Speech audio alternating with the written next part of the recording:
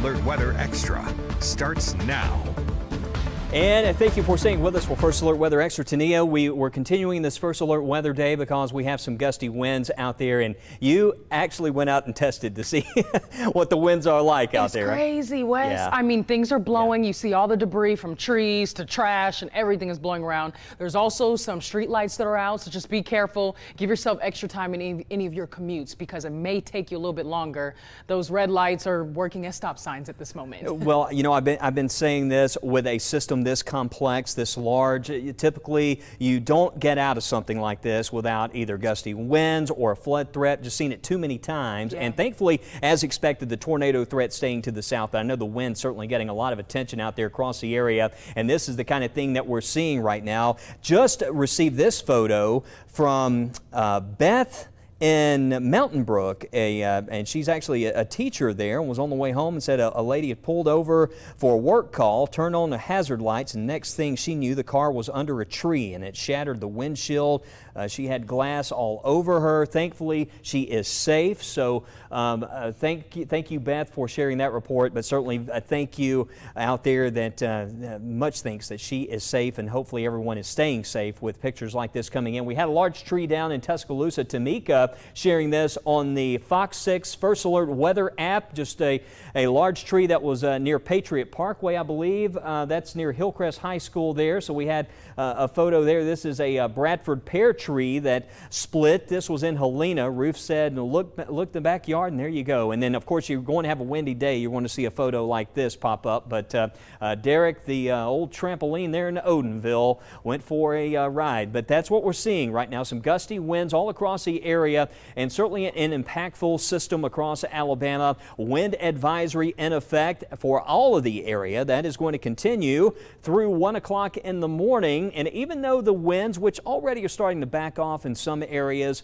even though the wind speeds will improve, I still think tomorrow is going to be a breezy day. We'll see some of those gusts out there topping 20-25 miles per hour. But the wind speeds have actually increased. I was hoping we'd see those winds start to improve in the Birmingham area, but this is one location where we're seeing some of the strongest winds from Birmingham back into northern Bibb County, back into Shelby County there. Notice from Alabaster to Hoover. Folks driving out here on Interstate 65 or 459 will certainly want to be extra careful. Keep both hands on that steering wheel because those rogue wind gusts are now seeing over, look at that, 41 miles per hour. So we're talking tropical storm force winds out there across the area. There's probably going to be more of these downed trees. And when you get into the higher terrain, especially up into Blount County, Etowah, into parts of St. Clair County there as well, just giving you that first alert for some very strong winds. Again, possibly topping 40 miles per hour through this evening. And notice still breezy, but not as windy later on tonight. But this is a large system. Again, the rain that we dealt with today, this first wave moving through much sooner. So that's why the flood risk has lessened. Notice we've cooled off a bit. We're in the 60s, and there still, though, could be some more storms coming back later on tonight. That's what we're going to be tracking. More rain, possible storm. I'm not seeing a tornado threat tonight or a major severe risk. It's just more wet weather. And then tomorrow we'll have some showers, and then we're talking about some colder mornings coming up here over the next couple of mornings. But we'll get into when to expect some warmer weather as well.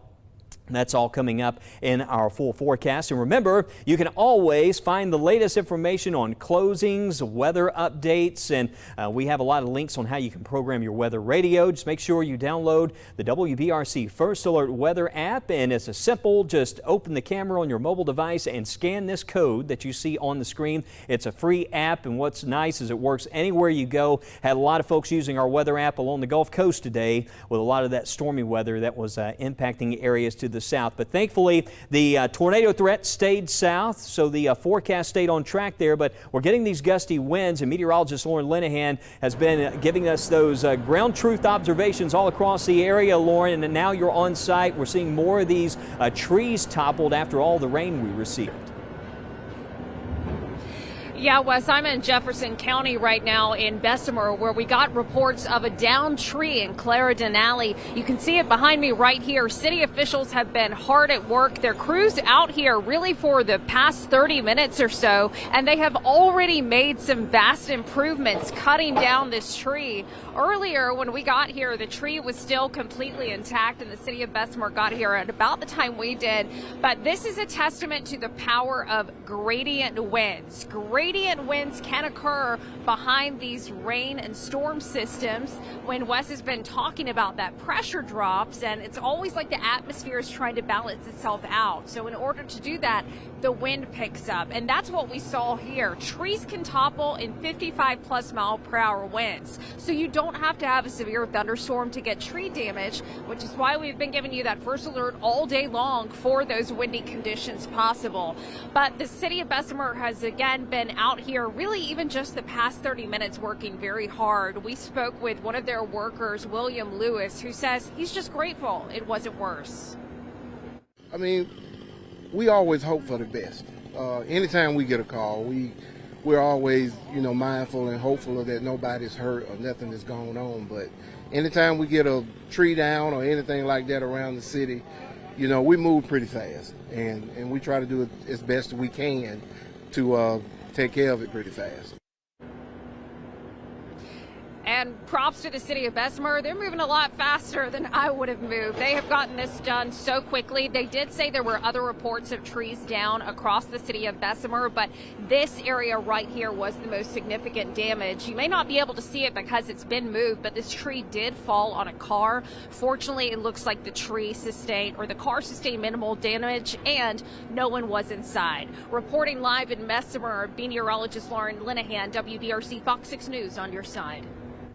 And the weather also causing a tree branch to fall on Avenue K and 19th Street. So if you find yourself in the area, just remember to drive with caution. That goes for all those secondary roads out there tonight especially. And check out I-10 and US 90 in Mobile. This now after almost being completely flooded earlier this afternoon as those heavier storms move through. That's a live look. And we had the heavier storms along the coast, and that's where that greatest flood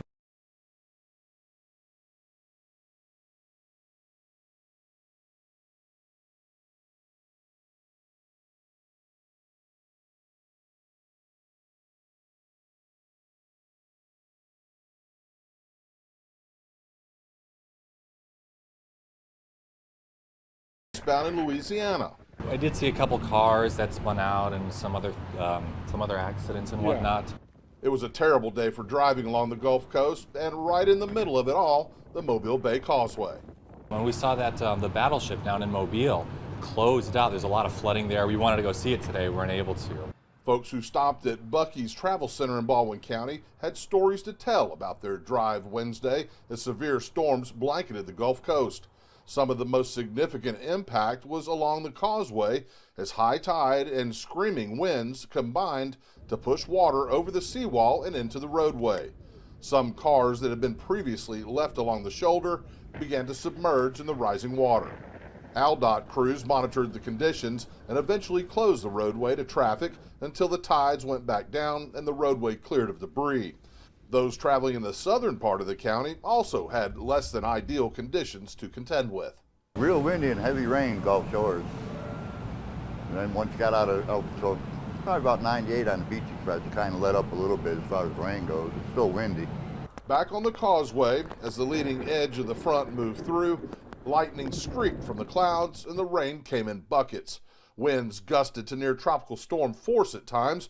My camera and tripod weighted in sandbags blown over, my side view mirror making a beautiful save. The road conditions left some second guessing their decision to drive at all. Yeah, we're heading back to get some more equipment and headed back out, so we picked a bad day to leave. We've certainly seen more of the significant storm activity down along the coast. In fact, earlier I was monitoring a tornado warning here at Panama City. That's a live look. Look at the Gulf of Mexico. Still seeing that strong south flow, and all that air is pushing back north across the state. We're going to deal with some more rain later on tonight, possibly a few thunderstorms. I'll be back in just 30 seconds to update you on rain chances.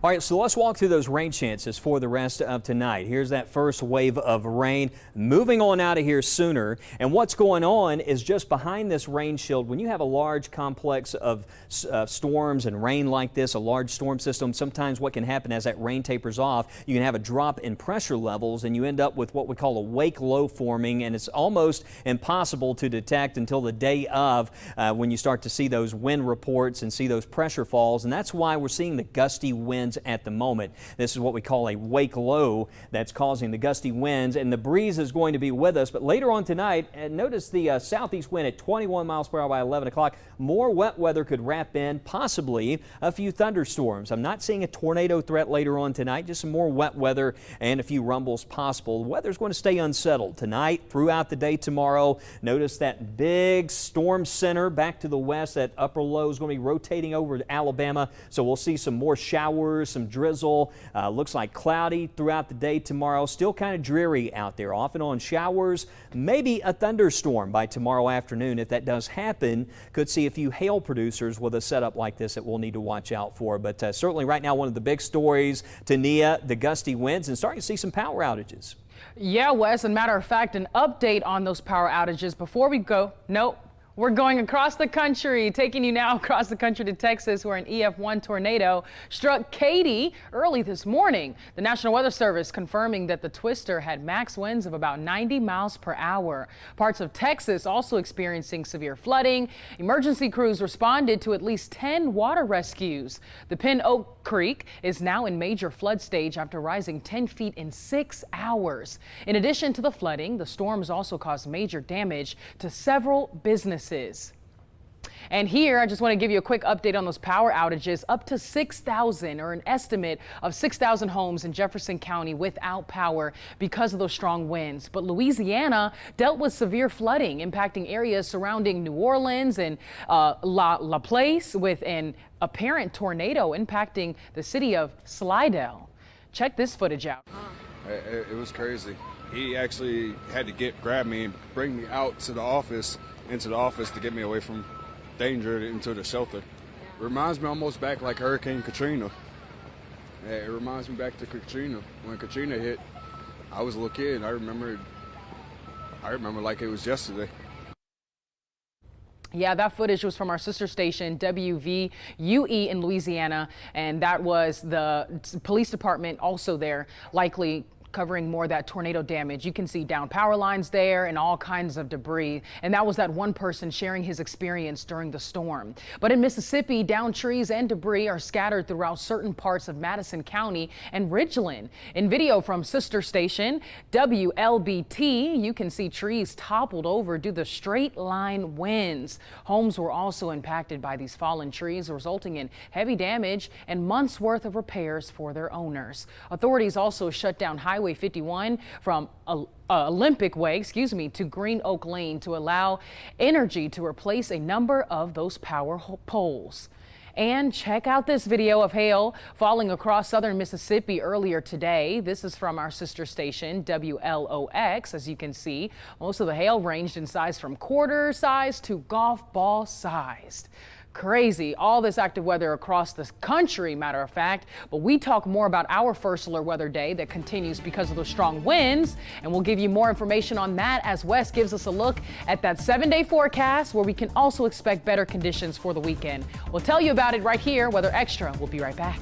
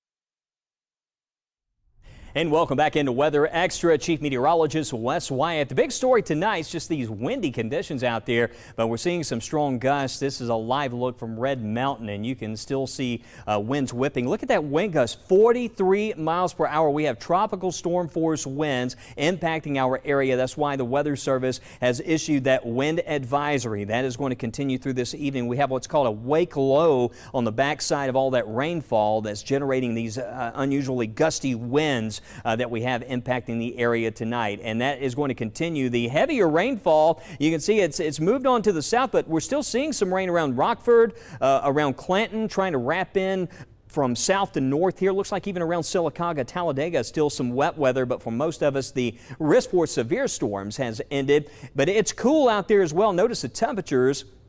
Clanton, we're at 60 with windy conditions and rain, so it feels quite chilly out there. Look at the wind speeds now around Anniston area and Oxford, seeing those gusts over 30 miles per hour from Birmingham back in towards Chilton County. And Lauren mentioned this earlier. If you haven't done so, you may just double check, make sure your mobile device, you may want to charge up in case we have some more of these outages out there tonight. If this wind keeps up like this, we're certainly going to see some more random power outages across the state. But very windy conditions out there. Again, all that wet weather, this wave that we've been dealing with today moves on to the east, and then we start to see the possibility of more showers developing tonight, some areas of rain, possibly a thunderstorm. And don't be surprised if you hear a rumble later on tonight. Still could be some more wet weather out of this, and I think tomorrow, as we start the day, still kind of windy, wind south-southwest at 10 to 15, some higher gusts, but showers will be possible off and on throughout the day. Just cannot rule that out with this kind of system. Mostly cloudy, still dreary, cool out there.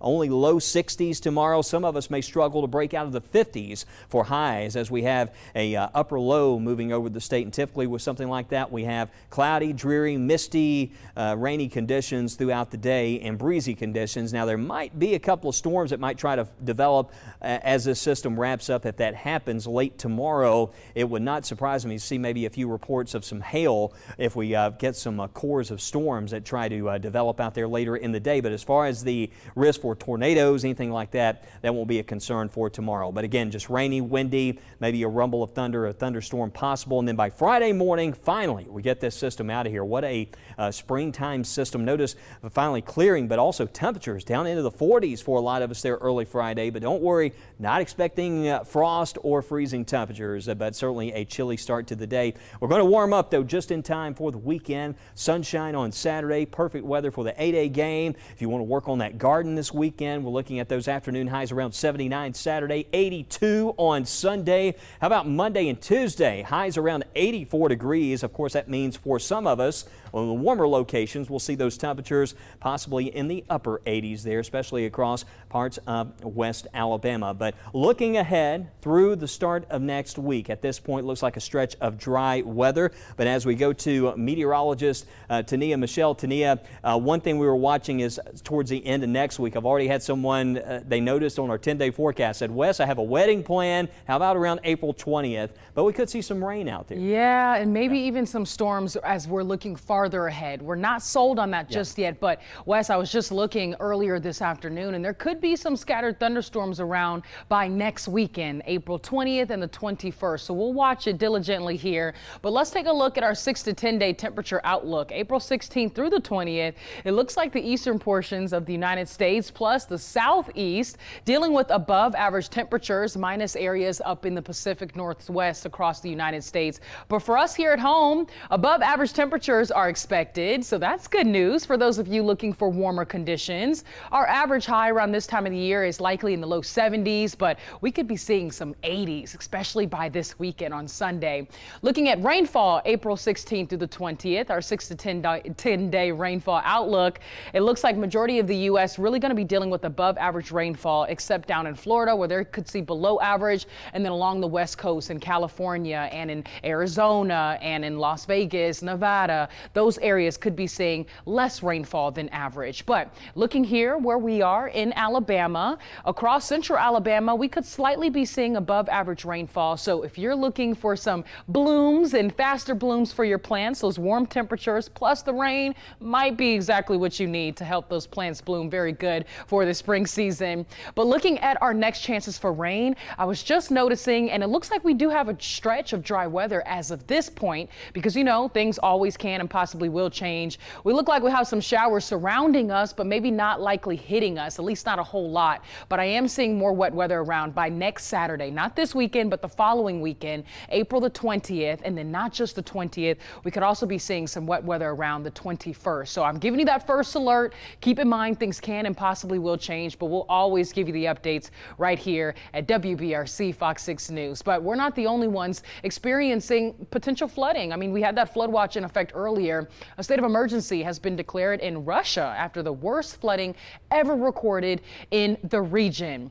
Isa Soares reports on that. Catastrophic flooding and thousands of lives upended across several regions in Russia, forcing many to evacuate with just their pets and a handful of belongings.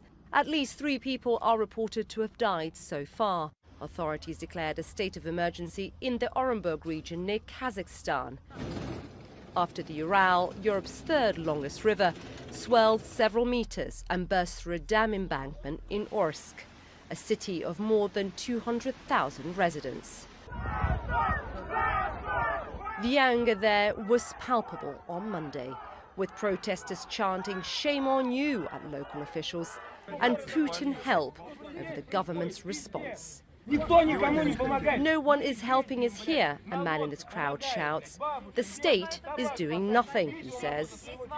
The city mayor said the flood has now peaked, according to Russian state news agency TASS. And the Kremlin spokesperson described the deluge in these regions as inevitable due to an abnormal increase in water levels.